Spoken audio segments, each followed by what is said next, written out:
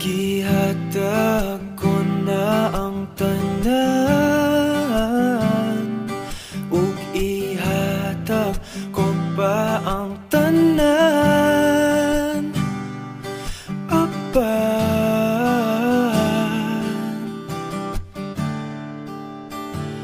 Kung siya man ang mapilian, wa ko'y mahimo ana, pero sakit lang gyud kaayo.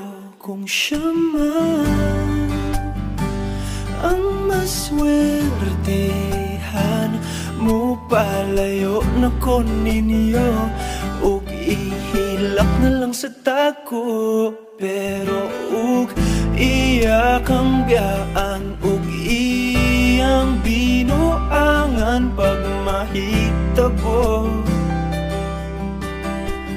Wala na siya'y balikan.